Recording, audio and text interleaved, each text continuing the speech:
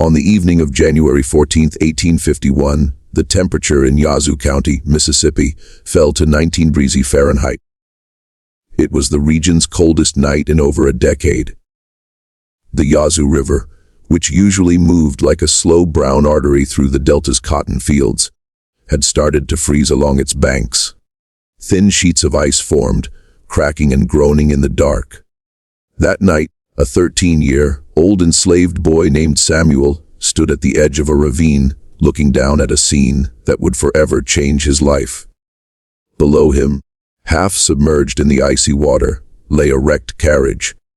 The horses had already drowned, and trapped under the wreckage, bleeding from a gash on his forehead and screaming for help, was the man Samuel hated more than anyone else on earth.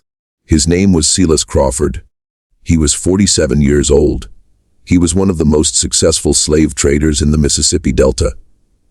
And 3 years earlier, he had torn Samuel's mother from his arms and sold her to a buyer in Louisiana. Samuel had dreamed of this moment. He had imagined it 1,000 times. He had pictured himself standing over Crawford's dying body, watching the life leave his eyes, feeling the satisfaction of justice finally served. But now that the moment had arrived, Samuel felt something unexpected. He felt nothing. Welcome to Stories of Slavery. Today's story brings us to 1859 and follows a black boy who did something no one could understand at first. He saved the very man who had sold his mother. What happened next didn't just surprise people. It shocked everyone and uncovered a truth many had tried to bury. This is a difficult and intense story, so take a moment, breathe, and listen closely. Before we start, please subscribe to the channel and comment which city and country you're watching from.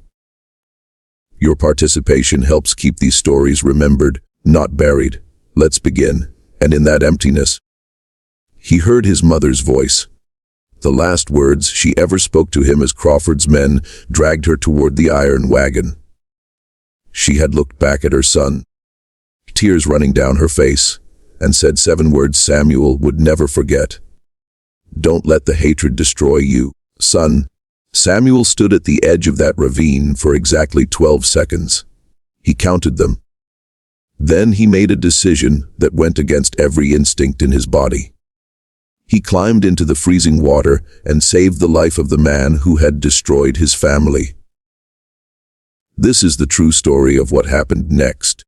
To understand why Samuel made that choice, you need to know where he came from. And to know that, you need to understand what life was like for enslaved people in Mississippi in the years before the Civil War. By 1851, Mississippi had become America's 5th largest cotton-producing state. The entire economy of the region rested on the backs of enslaved black people who worked the fields from sunrise to sunset, 6 days a week, 52 weeks a year. The port of Natchez, located on the Mississippi River near the Louisiana border, had grown into one of the largest slave trading centers in the entire South. Between 1830 and 1860, an estimated 1 million enslaved people were sold through markets in Natchez, New Orleans, and the surrounding areas. Samuel was born on the Blackwood Plantation in Adams County, just 12 miles north of Natchez, in the spring of 1838. His mother, Ruth, was 22 when she gave birth to him. His father was a field hand named Joseph, who had been sold to a plantation in Alabama when Samuel was only 2 years old. Samuel had no memory of his father. The only parent he ever knew was his mother. Ruth worked in the kitchen of the main house. She was known throughout Adams County as the finest cook in the region. Plantation owners from as far away as Vicksburg would visit the Blackwood estate just to taste her food. She could take the simplest ingredients and turn them into something extraordinary. Cornmeal and pork fat became fluffy biscuits that melted on the tongue. Tough cuts of meat became tender stews that warmed the soul. Her pecan pie was so famous that Mrs. Blackwood once entered it in a county fair under her own name and won first prize. But Ruth's kitchen skills weren't the only thing that made her valuable to the Blackwood family. She was also beautiful. She had smooth, dark skin, high cheekbones, and eyes that seemed to hold a quiet fire. And in the antebellum South, a beautiful enslaved woman was both an asset and a target. The Blackwood family consisted of 4 people. William Blackwood was the patriarch, a 63-year-old who had inherited the plantation from his father and spent his whole life growing cotton and building wealth. His wife, Margaret, was a stern woman from a prominent Virginia family who ran the household with an iron fist. Their daughter, Elizabeth, was a quiet 19-year-old who spent most of her time reading novels and playing the piano. And then there was Thomas. Thomas Blackwood was 24 in 1848, the year everything changed. He was the only son, the heir to the Blackwood fortune. And he had grown up believing the world existed to serve his desires. He had been educated at the University of Virginia, where he developed a taste for whiskey, gambling, and women. He returned to Mississippi after graduation with debts his father quietly paid and habits his father quietly ignored. Thomas noticed Ruth the way a predator notices prey. It started with small things.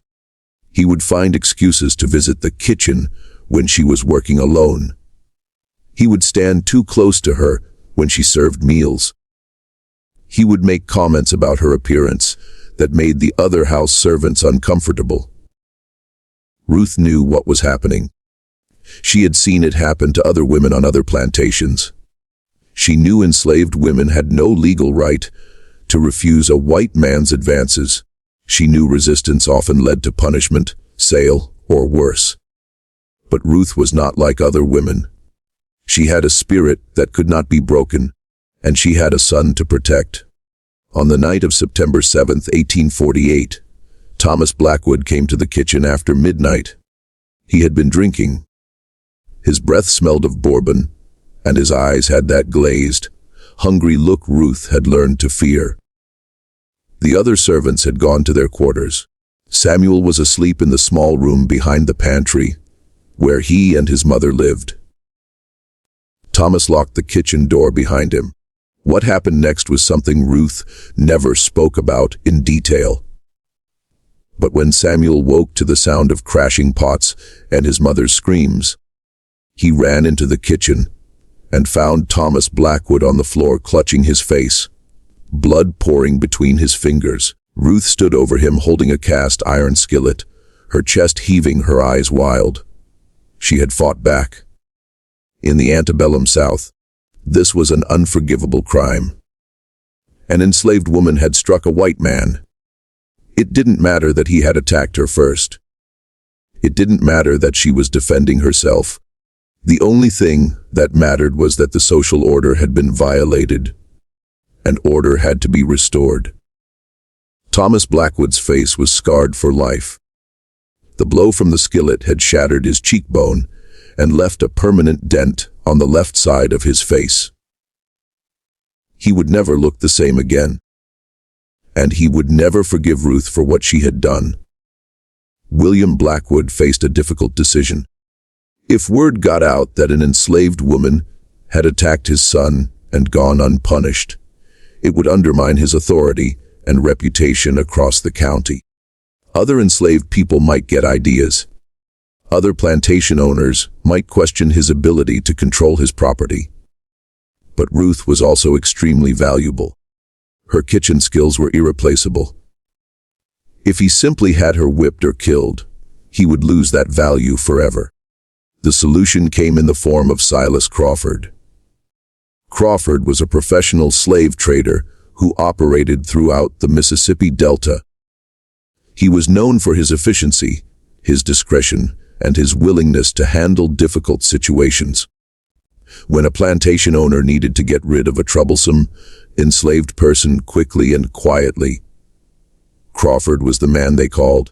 He arrived at the Blackwood plantation on September 15, 1848, 8 days after the kitchen incident. He was a tall man with a weathered face and cold gray eyes that seemed to look right through people. He wore a black coat and carried a leather satchel filled with documents and money. He spoke in a low, measured voice that never rose above a conversational tone, even during the most brutal transactions. Samuel watched from behind the stable as Crawford examined his mother like she was livestock. He watched as Crawford checked her teeth, squeezed her arms, and made notes in a small leather book. He watched as Crawford counted out a stack of bills and handed them to William Blackwood.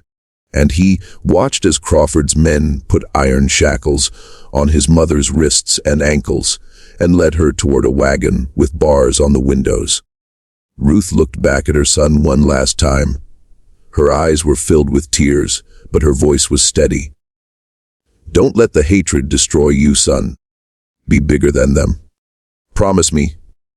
Samuel tried to run to her, but one of the overseers grabbed him and held him back. He screamed until his throat was raw. He fought until his body had no strength left, but it made no difference. The wagon pulled away, and Ruth disappeared down the road toward Natchez. Samuel never saw his mother again. In the weeks and months that followed, Samuel changed. The bright, curious boy who had once asked endless questions about the world became quiet and withdrawn. He stopped speaking unless spoken to. He stopped smiling altogether. The other enslaved people on the plantation noticed the change. They had seen it before in children separated from their parents. They called it the darkness, because that was what it looked like. A shadow that fell over a person's soul and never lifted. But something else was happening inside Samuel that no one could see. Behind his silent exterior, his mind was working constantly. He was learning. He was planning. And he was waiting. Samuel had one advantage most enslaved children didn't have, because his mother had worked in the main house. He had been exposed to things field hands never saw. He had watched the Blackwood children receive lessons from a private tutor. He had observed how they learned to read and write, and in the quiet moments when no one was watching, he had taught himself to recognize letters and sound out words. After Ruth was taken, Samuel became obsessed with improving his literacy. He stole moments whenever he could. He found a torn Bible that had been discarded behind the main house and hid it beneath a loose floorboard in the stable. At night, while the other enslaved people slept, he would light a small candle and practice reading by its flickering light. He started with simple words: God, man, love, hate, freedom. Within a year, Samuel could read almost anything. He could write well enough to copy letters and simple sentences. He understood numbers and could perform basic calculations in his head. None of the white people on the plantation knew any of this. To them, he was just another enslaved boy, property to be used and discarded as needed. But Samuel knew something they didn't. Knowledge was power, and one day he would use that power to find his mother and make Silas Crawford pay for what he had done. The opportunity came on January 14th, 1851. By then, Samuel was 13 years old. He had grown tall for his age, with strong shoulders from years of physical labor, and those same quiet, watchful eyes his mother had possessed. He had been assigned to work in the stables, caring for the horses and maintaining the equipment. It was relatively light work compared to the brutal conditions in the cotton fields. But Samuel knew his position was precarious. Thomas Blackwood had never forgotten what Ruth had done to him, and he transferred his hatred to her son. He looked for any excuse to have Samuel punished, and the overseers were always happy to oblige. Samuel survived by being invisible. He did his work perfectly. He never spoke unless spoken to. He never looked white people in the eye. He became so unremarkable that most of the time the Blackwood family forgot he existed. But Samuel had not been idle during those 3 years. He had made connections. He had learned things. and he had become involved in something that would have gotten him killed if anyone had discovered it. The Underground Railroad was a secret network of abolitionists, free black people, and sympathetic whites who helped enslaved people escape to freedom in the North. It wasn't an actual railroad, of course. It was a system of safe houses, hidden routes, and coded messages that allowed fugitives to travel from the Deep South all the way to Canada, where slavery was illegal and American slave catchers had no authority. In Mississippi, the Underground Railroad operated under constant threat of discovery. The penalties for helping enslaved people escape were severe. White abolitionists could face imprisonment or mob violence. Free black people could be sold into slavery themselves, and enslaved people caught trying to escape were subjected to punishments too brutal to describe. Samuel had made contact with the Underground Railroad through a free black man named Isaiah, who worked as a blacksmith in Natchez. Isaiah had been born into slavery in Virginia, but had purchased his own freedom 20 years earlier. He had moved to Mississippi because the large population of enslaved people offered more opportunities to help others escape. He operated in secret, using his blacksmith shop as a cover for his real work.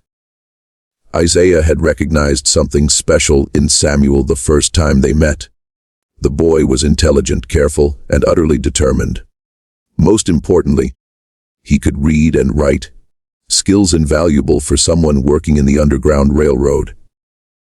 Isaiah began using Samuel as a messenger, sending him to deliver coded notes to contacts throughout Adams County. On the night of January 14th, Samuel was returning from one such mission. He had delivered a message to a contact near the Yazu River confirming that a family of 4 would be ready for transport the following week. The night was brutally cold, and Samuel was hurrying back to the Blackwood plantation before his absence was noticed. That was when he heard the screams. At first, Samuel thought it might be an animal. Wolves were common in the forests along the Yazoo, and their howls could sound almost human on cold nights. But as he got closer to the sound, he realized it was definitely a man in terrible pain, a man begging for help. Samuel followed the sound to the edge of a ravine that dropped down to the river. In the moonlight, he could see the wreckage of a carriage at the bottom. The vehicle had apparently tried to cross a wooden bridge that had collapsed under its weight. The horses were either dead or had been swept away by the current. And trapped beneath the overturned carriage, half submerged in the freezing water, was a man. Samuel climbed down the embankment carefully, using exposed roots and rocks as handholds. As he got closer, he could see the man was badly injured. His leg was twisted at an unnatural angle, clearly broken. There was a deep gash on his forehead that was bleeding heavily, and the cold water was slowly draining whatever warmth remained in his body. The man turned his head at the sound of Samuel's approach. His face was pale and twisted with pain. But even in the darkness, even after 3 years, Samuel recognized him immediately. It was Silas Crawford. The slave trader's eyes widened when he saw Samuel. At first, there was hope in them, then confusion. Then, as recognition dawned, something else, fear. "Please," Crawford gasped. "Please help me. I'll die out here. Please." Samuel stood absolutely still. His heart was pounding so hard he could feel it in his throat. His hands were trembling, but not from the cold. 3 years of grief, rage, and hatred surged through him like a flood breaking through a dam. This was the man who had taken his mother.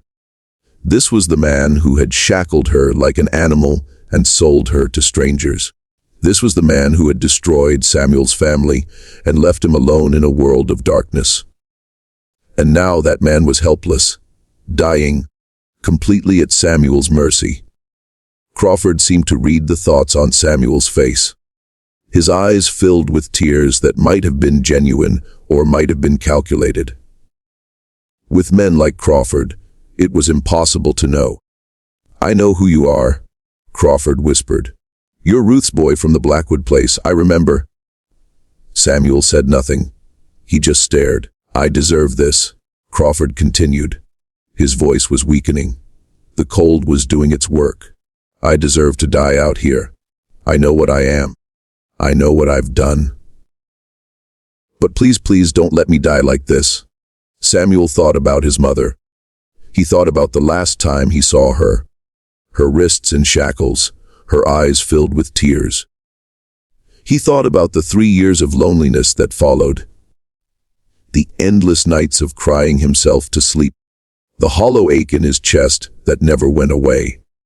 He thought about how easy it would be to turn around and walk away. No one would ever know. Crawford would freeze to death within hours. The wolves would scatter his bones. Justice would be served. But then he heard his mother's voice as clearly as if she were standing beside him. "Don't let the hatred destroy you, son. Be bigger than them." Samuel closed his eyes. He took a deep breath. Then he waded into the freezing water. It took almost an hour to free Crawford from the wreckage. The man's leg was pinned beneath a section of the carriage frame, and Samuel had to use a broken piece of wood as a lever to lift it high enough to pull him out. By the time he finally dragged Crawford onto the riverbank, Samuel's entire body was numb from the cold. But he wasn't finished. He couldn't leave Crawford here. The man would freeze to death before morning. Samuel had to find shelter. He remembered a hunting cabin about a quarter mile to the east. It had been abandoned for years, but the roof was still intact, and there was a stone fireplace inside. If he could get Crawford there, he might be able to keep him alive until morning. Samuel wasn't sure why he was doing this. Every logical part of his mind screamed that he should leave Crawford to die. This man was his enemy. This man had committed unspeakable crimes. This man deserved whatever fate befell him. But something deeper than logic was driving Samuel now. Something his mother had planted in him years ago. Something Crawford and the Blackwoods and the entire system of slavery had tried to destroy, but had never quite succeeded in killing his humanity. Samuel grabbed Crawford under the arms and began to drag him through the forest. The slave trader moaned in pain with every movement, but Samuel didn't stop. He couldn't stop. If he stopped, they would both die. The quarter mile to the cabin felt like 100. Samuel's arms burned, his legs trembled, his lungs ached from the freezing air. But he kept moving, one step at a time, dragging the man who had destroyed his life toward safety. When they finally reached the cabin, Samuel kicked open the door and pulled Crawford inside. The interior was dark and dusty, filled with the debris of years of neglect. But the fireplace was clear, and there was dry wood stacked in the corner. Samuel worked quickly. He gathered the wood and arranged it in the fireplace. He found flint and steel in an old tin box on the mantel. Within minutes, he had a fire burning, its warmth slowly pushing back the deadly cold. Crawford lay on the floor near the fire, drifting in and out of consciousness. His leg was badly broken, possibly in multiple places.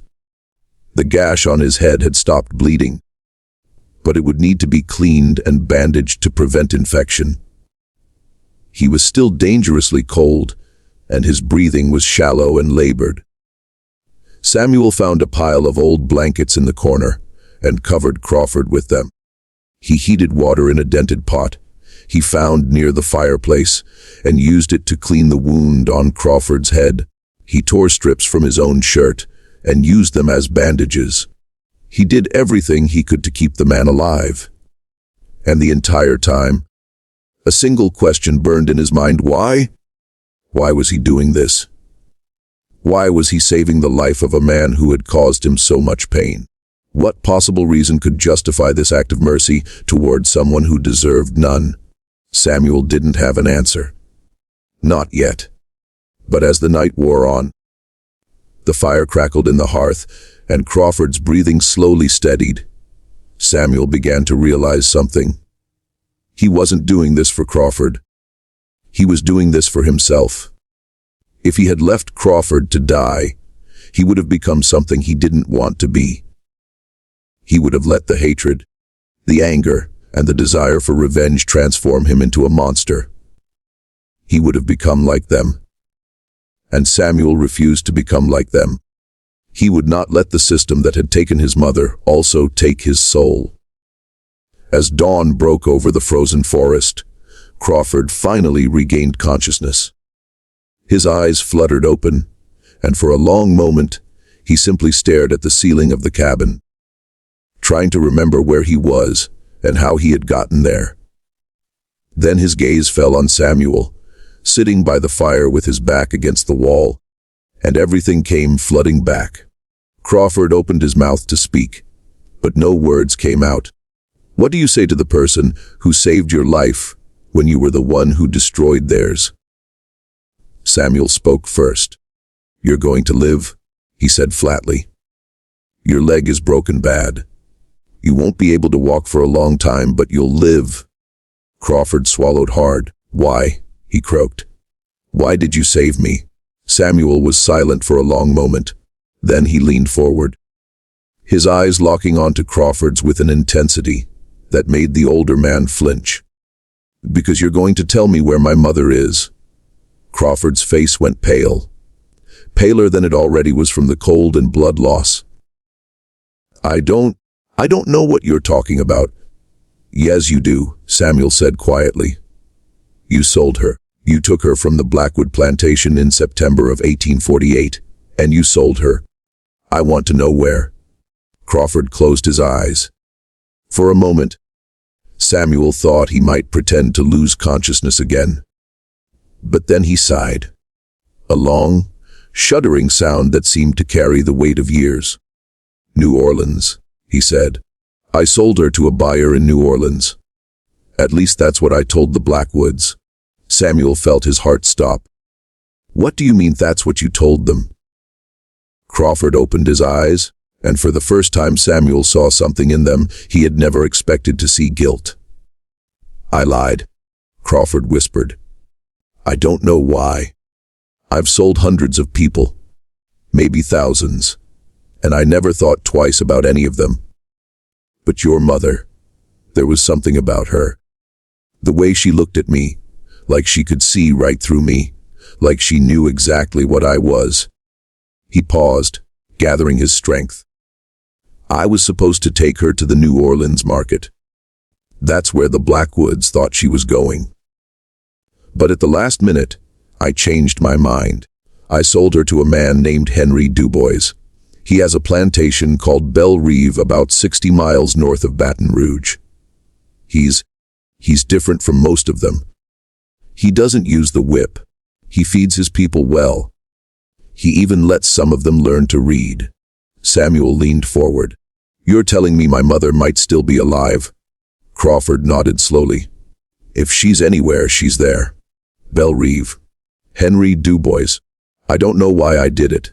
I've never done anything like it before or since. But I did. Samuel sat back against the wall, his mind racing. His mother might be alive, after 3 years of believing he would never see her again. There was a chance, a real chance. But he wasn't naive. He knew Crawford might be lying. He knew this could be a trick, a desperate attempt to gain his sympathy. He knew trusting this man could lead to disaster. And yet something in Crawford's voice told Samuel he was telling the truth. The guilt in his eyes was too real to be faked. The shame in his voice was too deep to be manufactured. For the first time in 3 years, Samuel felt something he had almost forgotten how to feel: hope. But hope alone wouldn't be enough. Samuel needed more than information. He needed leverage. He needed power. And as he sat in that abandoned cabin, Watching the man who had taken his mother slowly regain his strength, Samuel began to formulate a plan that would require patience, courage, and a willingness to do things he had never imagined himself capable of doing. A plan that would either reunite him with his mother or destroy him completely.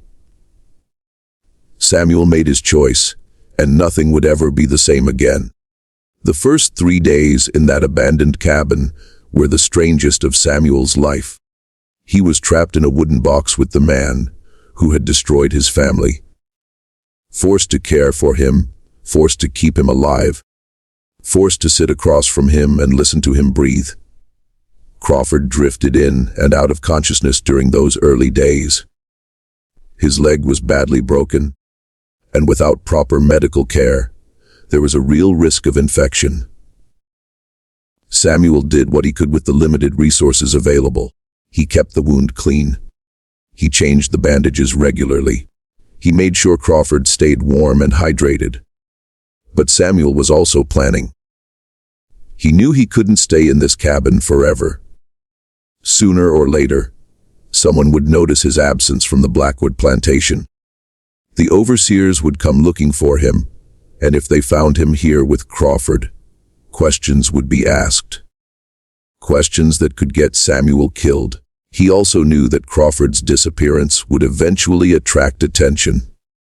A man like that had business associates, clients, employees.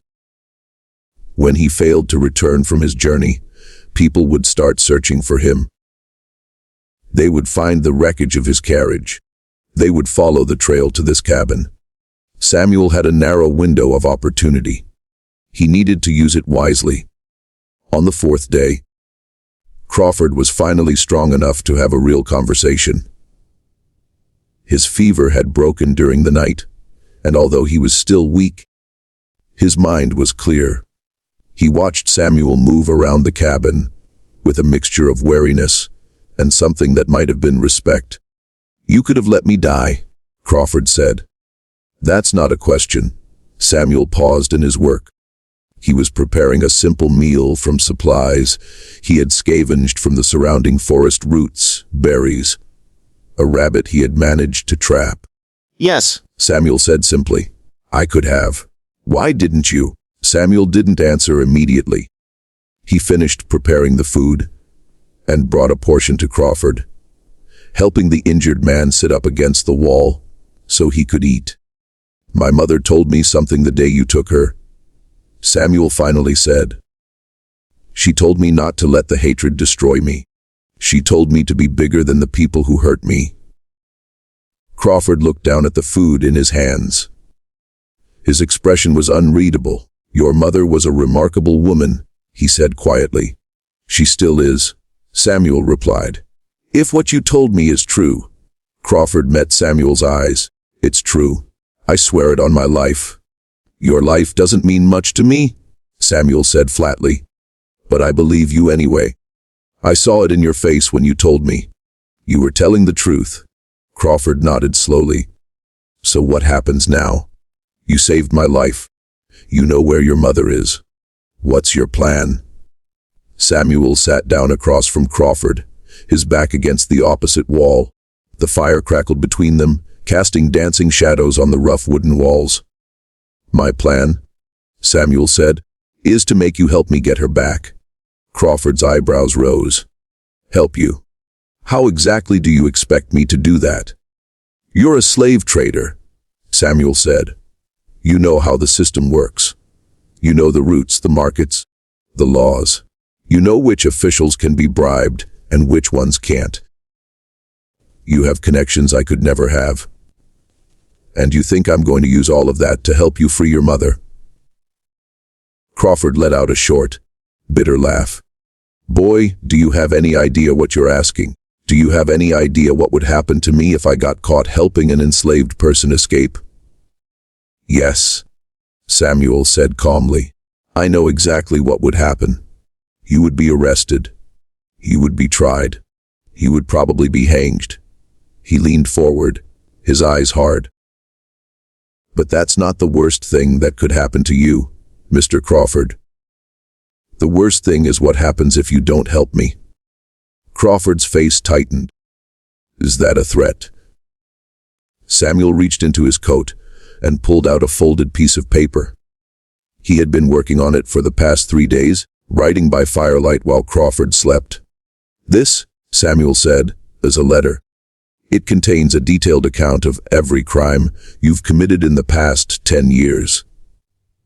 The slaves you've smuggled illegally, the documents you've forged, the bribes you've paid to customs officials and sheriffs, the buyers you've cheated, the sellers you've defrauded." Crawford's face went pale. "How do you know about any of that?" "I listen," Samuel said simply. "I watch. I remember. You'd be amazed what people say in front of enslaved people. They think we're furniture. They think we don't understand, but we understand everything." He held up the letter. "If I send this letter to the right people, your life is over. Not just your career, your life. There are men you've cheated who would pay good money to see you dead. There are officials you've bribed who would do anything to keep their names out of the newspapers. If this letter gets out, you won't last a month." Crawford stared at the letter like it was a coiled snake. "You're blackmailing me," he said slowly. "Yes," Samuel replied, "I am." A long silence stretched between them. The fire popped and hissed. Outside, the wind howled through the frozen trees. Finally, Crawford let out a long breath. Something in his expression changed. The fear was still there, but it was mixed with something else now, something that almost looked like admiration. "You're not what I expected," Crawford said. "When I saw you standing at the edge of that ravine, I thought you were just a scared little boy. But you're not, are you? You're something else entirely." "I'm my mother's son," Samuel said. "That's all." Crawford nodded slowly. "All right, you win. I'll help you. But I need you to understand something. What you're asking me to do is incredibly dangerous. Not just for me, for both of us. If we get caught, they won't just kill us. They'll make an example of us. They'll make sure everyone knows what happens to people who defy the system." "I understand," Samuel said. "Do you? Do you really understand what you're risking? You're 13 years old. You could have a long life ahead of you. Even as a slave, you could survive. You could find moments of happiness. I could spend the rest of my life knowing my mother is out there somewhere." Samuel interrupted. "I could spend every day wondering if she's alive or dead. I could grow old without ever seeing her face again." He shook his head. "That's not a life. That's a slow death. I'd rather take my chances." Crawford studied the boy's face for a long moment. Then he nodded. "All right," he said. "Then let's talk about how we're going to do this." The plan they developed over the next several days was audacious, dangerous, and completely insane. It would require perfect timing, absolute secrecy, and a level of trust between two people who had every reason to hate each other. But it was also brilliant. The first step was getting Crawford back on his feet. His leg was healing, but slowly. Samuel fashioned a crude splint from tree branches and strips of cloth, immobilizing the limbs so the bones could knit properly. He found a sturdy branch Crawford could use as a crutch. Within a week, the slave trader was able to move around the cabin on his own, though he still couldn't put any weight on his injured leg. The second step was establishing a cover story. Crawford was well known throughout the region. His disappearance had surely been noticed by now. They needed an explanation for where he had been and what had happened to him. Crawford came up with the story himself. He would claim that bandits had attacked his carriage on the road to Natchez. They had beaten him, robbed him, and left him for dead. He had wandered through the forest for days, before finally being discovered by a traveling minister who had nursed him back to health.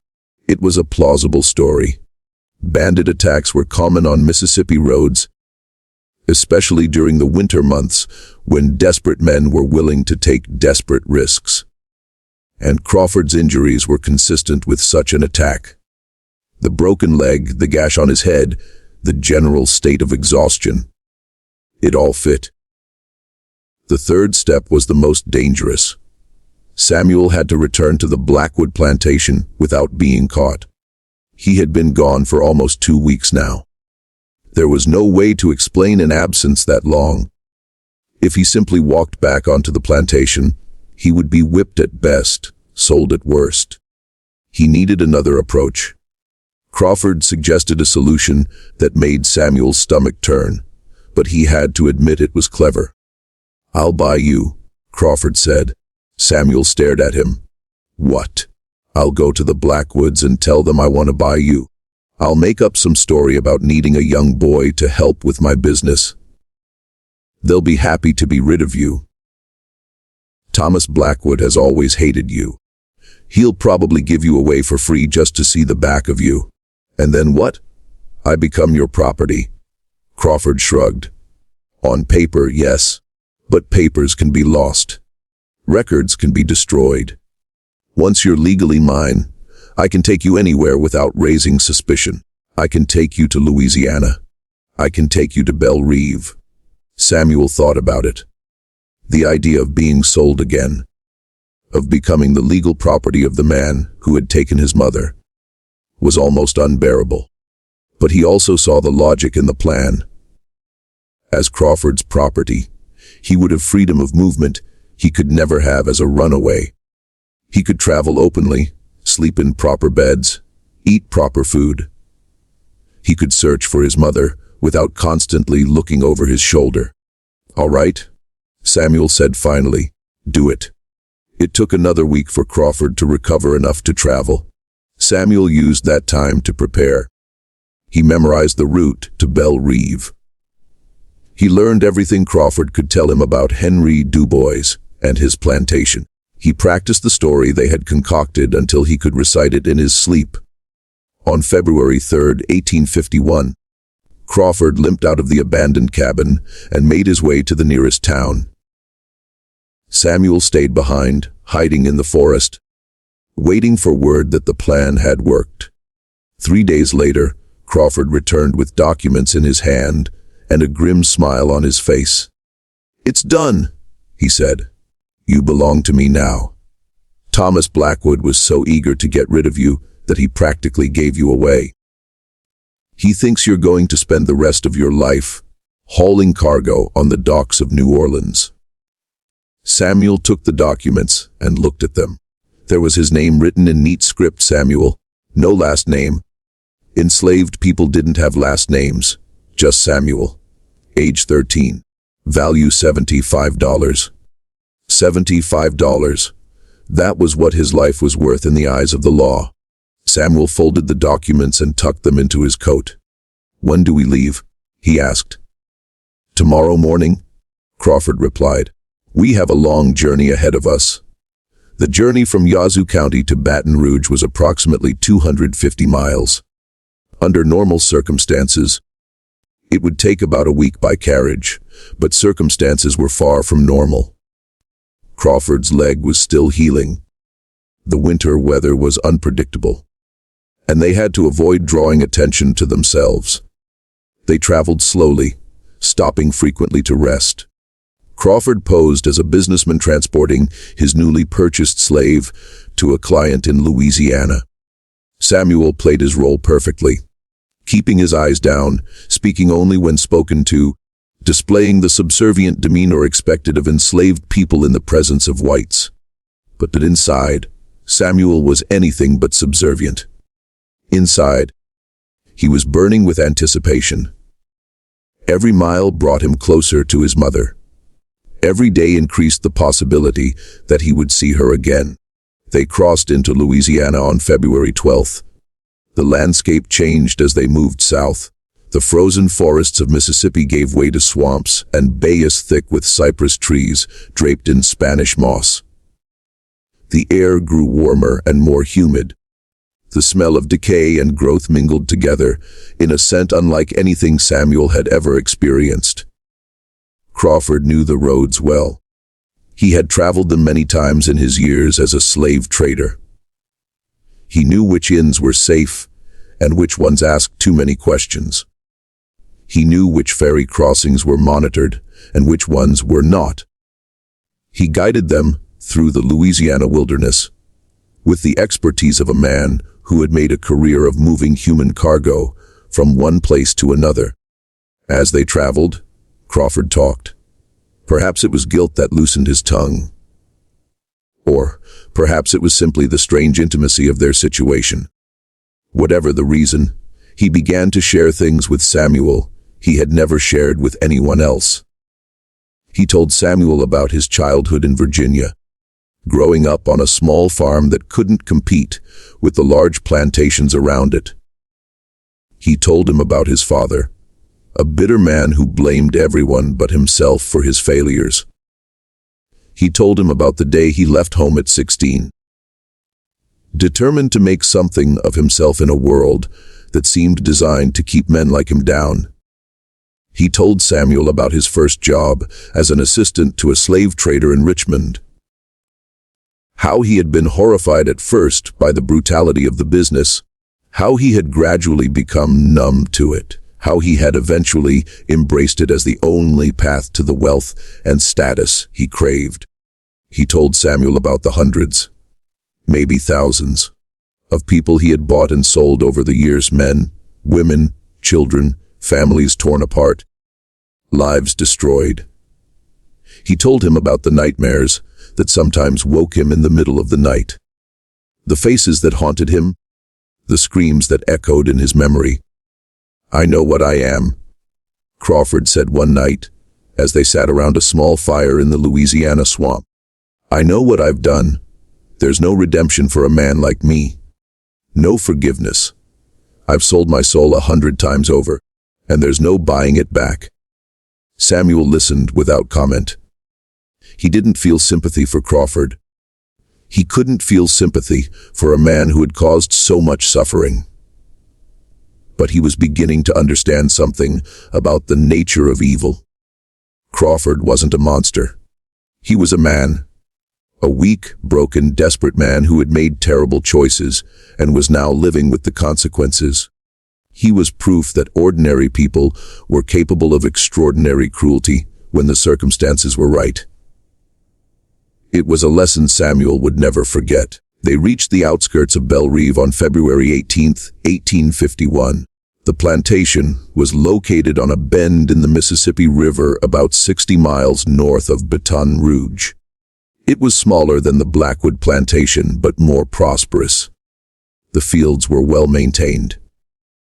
The buildings were in good repair. And the enslaved people who worked the land appeared healthier and better fed than any Samuel had seen in Mississippi. Crawford stopped the carriage at the edge of the property and turned to Samuel. "This is as far as I go," he said. "Henry Dubois knows me. If he sees me here, he'll ask questions I can't answer." Samuel nodded. "What do I do now?" "You wait until nightfall. Then, you make your way to the slave quarters and find your mother. Once you've found her, come back here. I'll be waiting." Samuel looked at Crawford with suspicion. "How do I know you won't just leave?" Crawford sighed. "You don't. But think about it. If I leave now, you still have that letter. You can still destroy me. My only chance of getting out of this alive is to help you succeed. So no, I won't leave. I'll be right here when you get back." Samuel considered this. It made sense. Crawford was many things, but he wasn't stupid. He knew his survival depended on Samuel's goodwill. "All right," Samuel said. "I'll be back before dawn." He slipped out of the carriage and disappeared into the gathering darkness. The Belle Rive slave quarters were located about a quarter mile from the main house, hidden behind a grove of oak trees. There were 12 small cabins arranged in 2 neat rows, each one housing multiple families. Unlike the cramped, dilapidated shacks of the Blackwood plantation, These cabins were solidly built, with proper roofs, real floors, and windows that could be opened to let in fresh air. Samuel crept through the shadows, moving from tree to tree, staying out of sight. He had no idea which cabin his mother might be in. He had no way of knowing if she was even still here. 3 years was a long time. Anything could have happened. He waited until the plantation had gone quiet, until the last lights in the main house had been extinguished, and the only sounds were the chirping of crickets and the distant croaking of frogs. Then he approached the nearest cabin and peered through the window. Inside, he could see a family sleeping on straw pallets, a man, a woman, 3 children. None of them was his mother. He moved to the next cabin, and the next, and the next. In the 7th cabin, Samuel found what he was looking for. She was sitting by the fire alone, mending a torn piece of clothing by the flickering light. Her hair had more gray in it than Samuel remembered, and there were new lines on her face that hadn't been there before.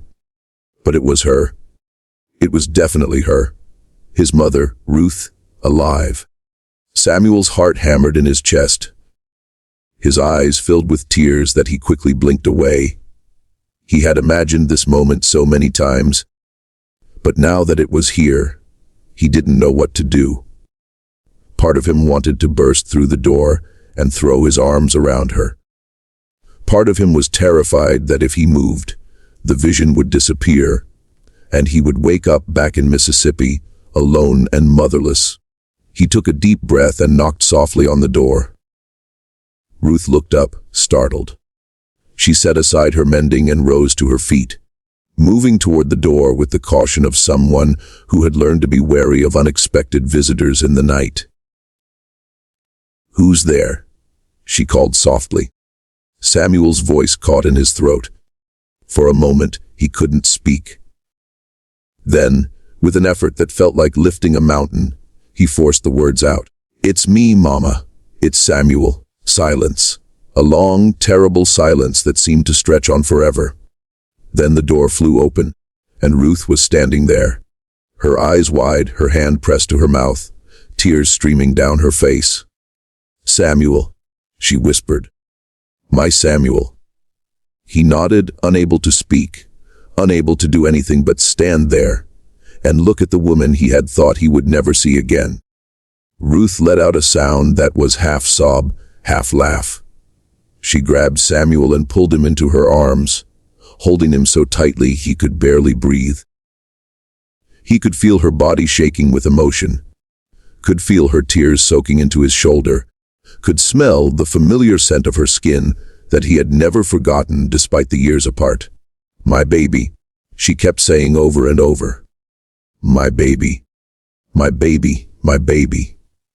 They stood there for a long time, holding each other, crying together, making up for 3 years of separation in a single embrace. When they finally pulled apart, Ruth cupped Samuel's face in her hands and studied him with wonder. "Look at you," she said. "You've grown so tall. You're almost a man now." "I came to find you, Mama," Samuel said. "I came to take you home." Ruth's expression flickered. A shadow of fear crossed her face. "Take me home?" "Samuel, what are you talking about? How did you even get here? How did you find me?" Samuel told her everything.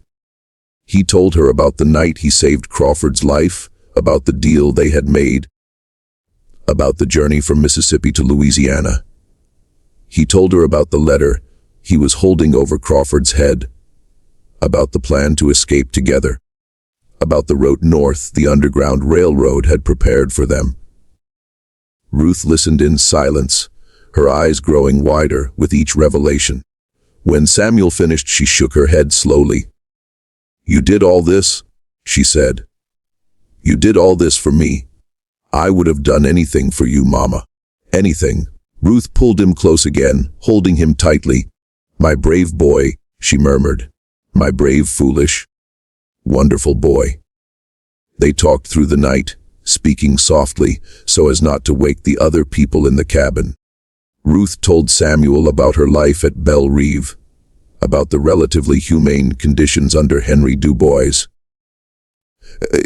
about the small garden she had been allowed to cultivate, about the friendships she had formed with the other enslaved people on the plantation. But she also told him about the constant fear that never went away, the knowledge that everything could change in an instant, the understanding that no matter how kind Du Bois might be, she was still property, still subject to his whims, still liable to be sold or punished or killed at any moment. "I've dreamed of freedom every single day since they took me from you," Ruth said. "But I never thought it could actually happen. I never thought I would see you again." "It's happening, Mama," Samuel said. "We're leaving tonight. Crawford is waiting for us at the edge of the property. We'll travel by night and hide by day. We'll follow the river north until we reach the contact points Isaiah told me about. It will take weeks, maybe months, but we'll make it. I know we will." Ruth looked at her son with a mixture of pride and fear. "You really believe that? You really believe we can escape?" "I believe we have to try," Samuel said. "I believe that if we don't try, we're already dead. We're just waiting for our bodies to catch up with our spirits." Ruth was silent for a long moment. Then she nodded slowly. "You're right," she said. "You're absolutely right. Let's go." They gathered what few possessions. Ruth had a change of clothes, a small knife, a piece of cornbread wrapped in cloth. It wasn't much, but it was all she had. As they slipped out of the cabin and made their way toward the edge of the property, Samuel felt a strange mixture of emotions. Fear, certainly. Excitement, definitely. But also something else, something that took him a while to identify. It was joy. Pure, unadulterated joy. For the first time in 3 years, Samuel felt alive. They found Crawford exactly where he had promised to be, waiting in the carriage at the edge of the property. When he saw Ruth approaching with Samuel, something shifted in his expression. Shame, perhaps. Regret. It was hard to tell in the darkness. Ruth stopped short when she recognized him. "You," she said.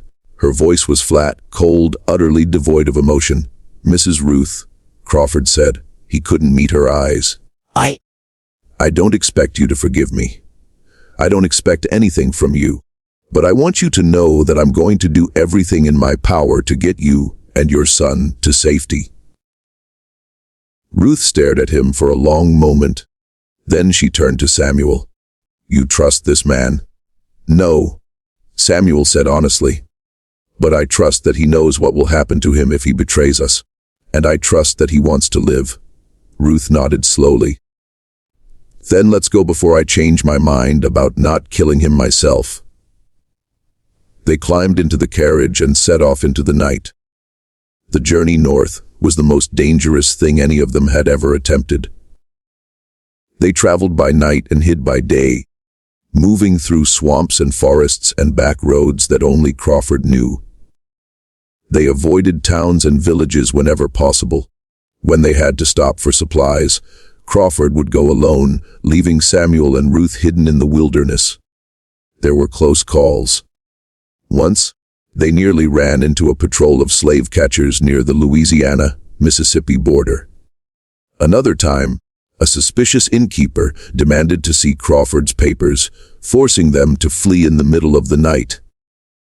A third time, their carriage broke a wheel crossing a flooded creek, and they had to abandon it and continue on foot. But they pressed on.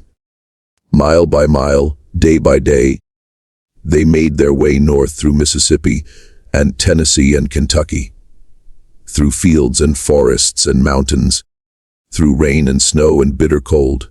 And as they traveled, something unexpected began to happen. Crawford changed. It was subtle at first, small things. The way he shared his food without being asked. The way he kept watch at night so Samuel and Ruth could sleep. The way he put himself between them and danger without hesitation. But it went deeper than that. Something inside Crawford was shifting. The wall of cynicism and self-interest he had built around himself over decades was beginning to crack. Perhaps it was the daily presence of the people he had wronged. Perhaps it was the knowledge that for the first time in his life, he was doing something genuinely good. Perhaps it was simply the power of witnessing a mother and son reunited after years of separation. Whatever the reason, Silas Crawford was becoming a different man. Not a good man, not yet, maybe not ever, but different. They reached the Ohio River on March 15, 1851. The river marked the border between the slave states of the South and the free states of the North.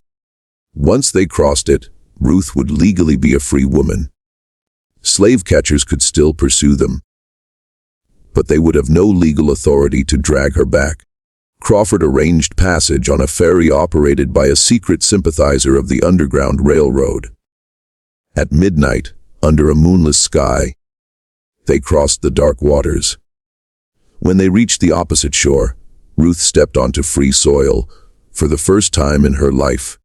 She stood there for a long moment, feeling the ground beneath her feet, breathing the air of freedom. Then she fell to her knees and wept. Samuel knelt beside her, holding her, crying with her. They had made it. After everything they had been through, after all the fear and danger and uncertainty, they had made it. Crawford stood apart, watching them. His face was unreadable in the darkness. When Ruth finally rose to her feet, she walked over to Crawford and stood before him. For a long moment, she simply looked at him. Then she did something that shocked everyone, including herself. She extended her hand. "I will never forgive you for what you did to me," she said quietly.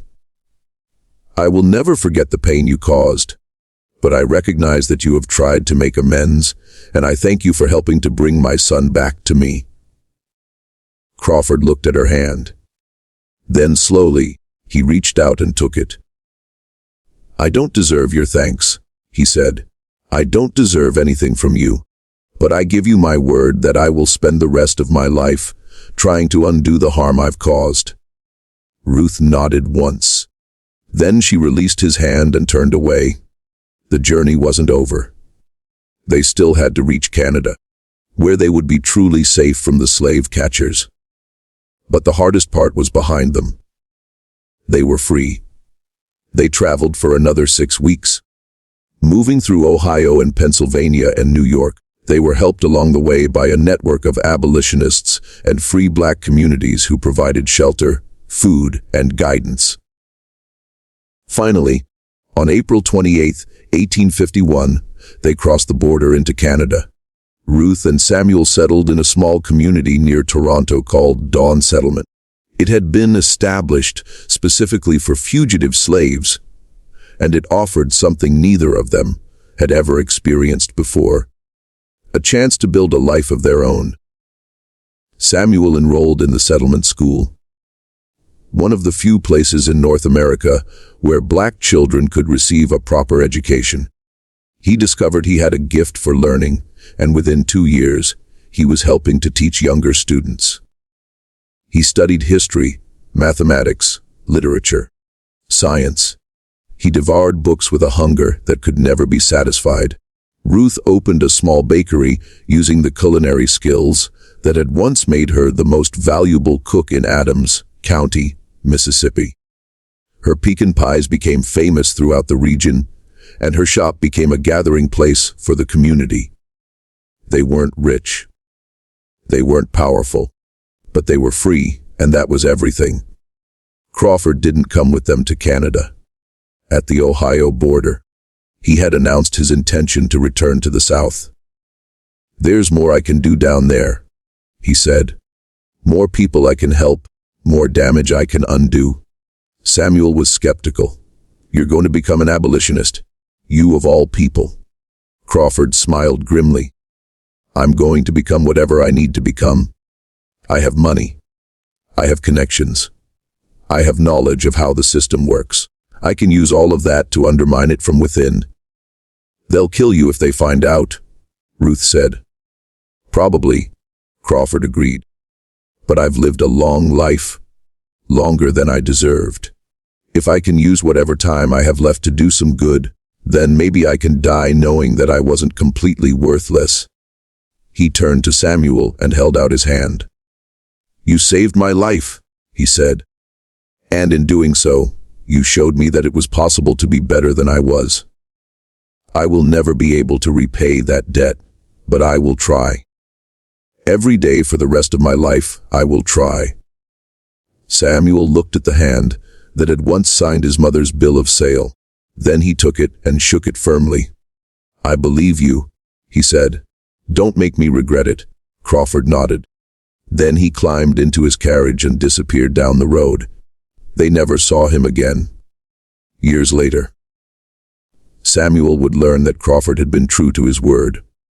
He had returned to Mississippi and used his position as a slave trader to sabotage the very system he had once profited from. He falsified records, allowing enslaved people to disappear from official registers. He provided information to the Underground Railroad about patrol routes and safe passages. He even purchased several enslaved people with his own money and quietly transported them to freedom. He was caught in 1854. A former business associate discovered what he was doing and reported him to the authorities. Crawford was arrested, tried, and sentenced to hang for his crimes against the institution of slavery. On the day of his execution, he reportedly said only one thing: I was a monster, but a 13-year-old boy showed me how to be human. That boy was more of a man than I ever was. When Samuel heard the news of Crawford's death, he didn't know how to feel. He didn't mourn the man. He couldn't mourn someone who had caused so much suffering. But he also couldn't help feeling that Crawford's death represented something significant. It represented the possibility of change, the possibility that even the worst among us can choose a different path, the possibility that redemption, while never guaranteed and never complete, is always available to those who truly seek it. Samuel became a teacher. He spent the next 40 years educating black children in Canada, and after the Civil War, in the United States. He traveled throughout the South, establishing schools in communities that had never had access to education. He trained other teachers, wrote textbooks, and advocated for equal educational opportunities for all children, regardless of race. He never forgot where he came from. He never forgot the horrors of slavery, but he also never forgot the lesson he learned on that cold January night in 1851, when he stood at the edge of a ravine and chose mercy over revenge. The greatest victory over your enemies, he would tell his students, is not to destroy them. It is to become so strong, so wise, so free that their power over you simply dissolves. Ruth lived to see the end of slavery. She was there when the Emancipation Proclamation was signed in 1863. She was there when the 13th Amendment was ratified in 1865. She was there when her son returned to Mississippi, for the first time since his escape, walking through the ruins of the Blackwood Plantation as a free man. She died peacefully in her sleep in 1871, at the age of 74. Her last words were to Samuel, who sat at her bedside holding her hand. You were bigger than all of them, she whispered, just like I always knew you would be. Samuel lived until 1903. He was buried in a small cemetery in Mississippi, not far from the place where he was born. His headstone bore a simple inscription that he had chosen himself. I was my mother's son. That was enough. This is the story of a boy who saved the man who destroyed his family. It is a story about hatred and love, revenge and forgiveness, cruelty and compassion. It is a story about the worst and the best of human nature, often existing in the same heart. But most of all, it is a story about choice. Samuel could have let Crawford die that night. He would have been justified. He would have been within his rights. No one would have blamed him. But he chose differently. He chose to save a life instead of taking one. He chose to build instead of destroy. He chose to be bigger than the hatred the world had poured into him. And that choice made all the difference. It gave him back his mother. It gave him his freedom. It gave him a life of purpose and meaning. It even, in a strange way, gave Crawford a chance at redemption. One choice, one moment of mercy, one decision to be better than the circumstances that created him. That is the power we all have. Every single one of us, every single day. The power to choose who we want to be. Samuel chose well, and his choice echoes through history, reminding us that even in the darkest times, even in the face of the greatest evil, the light of human beings can shine through.